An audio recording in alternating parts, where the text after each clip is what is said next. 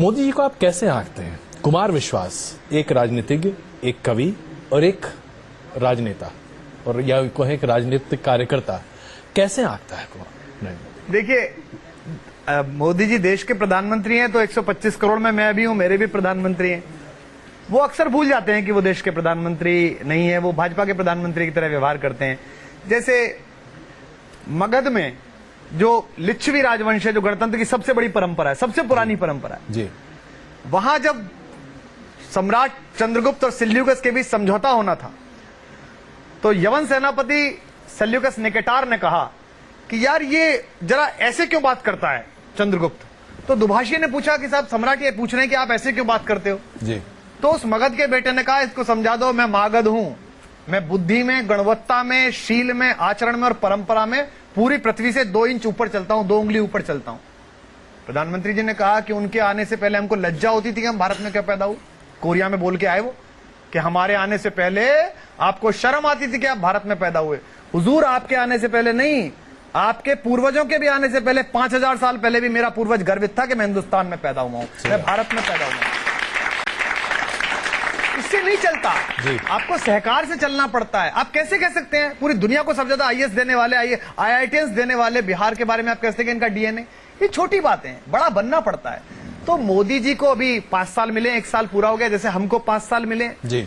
मैंने जब उनकी सरकार आई थी मैंने तब भी कहा था वो इतिहास के उस निर्णायक मोड़ पर खड़े हुए, और वो ही नहीं, हम भी खड़े हुए, अरविंद केजरीवाल भी खड़े हुए, जहां 2 ही बातें होंगी, भयानक पीछे लौटना होगा या भयानक ऊपर जाना होगा, दोनों में से एक बात होगी।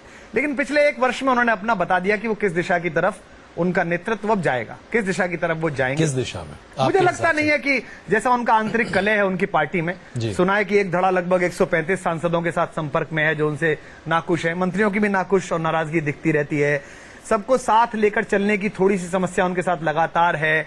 जैसे बड़ी छोटी सी बात है जी, एक रोजेदार सुबह से शाम तक भूखा रहता है, वो शाम को रोजा खोलता है, इसमें क्या प्रॉब्लम हो जाएगी? इसमें मैं शुद्ध सनातनी हूं साहब, ब्राह्मण हूं, वेदों का भी अध्ययन किया है थोड़ा बहुत, और उपनिषद कंठस्थ हैं, और श्रीमद् भगवत गीता के भी 100-150 श्लोक मेरे साथ हैं, पर मुझे उनमें से किसी के साथ इफ्तार करते समय मेरे सिर पे टोपी लगा देंगे तो मेरा सनातन धर्म खंडित नहीं होगा। मैं उतना ही बड़ा ब्राह्मण रहूंगा, मैं उतना ही बड़ा सनातनी रहूंगा, और मैं इन सारे फर्जी राष्ट्रवादियों से आगे रहूंगा।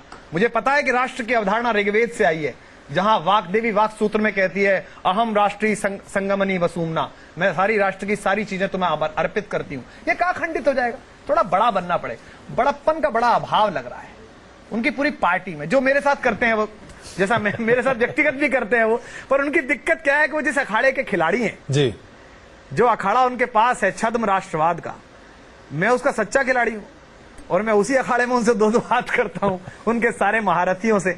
इसलिए मुझसे विशेष प्रेम है आजकल उनकी पास। जो विशेश प्रेम है, प्रेम की अलग-अलग परिभाषाएं हैं ज्यादा। इस प्रेम पर कुछ 2-4 पंक्तियां? नहीं, मैं नहीं कहूंगा। राहत इंदौरी का शेर है कि आंख में हाथ में खंजर नहीं, आंखों में पानी चाहिए। मैं किसी भी गलत और गंदे आरोप का जवाब नहीं देता, शांत रहता हूं, अपना काम करता हूं, क्योंकि हाथ में खंजर नहीं, आंखों में पानी चाहिए, हाथ में खंजर नहीं, आंखों में पानी चाहिए, ए खुदा दुश्मन भी मुझको खानदानी चाहिए। मैं छोटी बातों का जवाब अब इसी पर आपके ऊपर अवमानना का केस हो जाएगा। हाँ, बिल्कुल कर सकते हैं कि साहब मैं घटिया आरोप, घटिया बातों का जवाब नहीं देता, और ना मैंने कभी ऐसे विषय प्रसंग उठाए हैं। और मेरा भी मानना यह है, पूरी दुनिया में हमारी लड़ाई याद रखी जाती है पोरस से। छोड़ के देखिए, इतने से देश का राजा पोरस हारा हुआ, पराजित पड़ा हुआ है, और सामने दुनिया जीत के आने वाला सिकंदर, और उसने पूछा बता तेरे साथ क्या व्यवहार किया जाए, तो उस हिंदुस्तानी शेर ने कहा जैसा एक राजा राजा के साथ करता है। तो राजनीति में व्यवहार वो करिए जैसा हम आपके साथ करते हैं। अब आप इधर उधर की बातें करते हैं कि वो आइसक्रीम इतने की खा ली और फिल्म इतने की देख आए और ऐसा कर दिया, ये तो बड़ा ओछापन है। यही सब करके आपने दिल्ली में किया, नक्सली, जंगली, जोकर, यही अब आप बिहार में कर रहे हैं, डीएनए, बीमारू। अरे ये कोई बात हुई? बीमारू आप बोल सकते, कोई बच्चा अगर तबीयत किसी की खराब भी है तो आप उससे कह सकते हो क्या तुम पड़े रहते हो, क्या तुम बीमार हो, ऐसा बोल सकते हैं? आप सबसे पहले उसे खड़ा करते हैं, बिल्कुल ठीक है, एकदम अच्छा है, खड़ा होगा। आपको सिर्फ बोलना है। अब आपने बोल दिया कि उल्टा लोटा लेके मांगने आए जी, परंपरा का ज्ञान ही नहीं था। पूरा बिहार, पूरा पूर्वांचल, मेरी माँ है, मेरी बहन, मेरी बुआ छठ के दिन उल्टा लेकर खड़ी होती हैं लोटा सूर्य देवता के सामने कि आओ हमारे ऊपर उपकार करो, हमें समृद्धि से भरो। परंपरा का ही ज्ञान नहीं था। तो गोस्वामी जी ने बड़ी अच्छी लाइन कही है, जाको प्रभु दारुण दुख देई ताकि मती पहले हर ले। इससे ज्यादा टिप्पणी मैं बिहार पर नहीं कर सकता।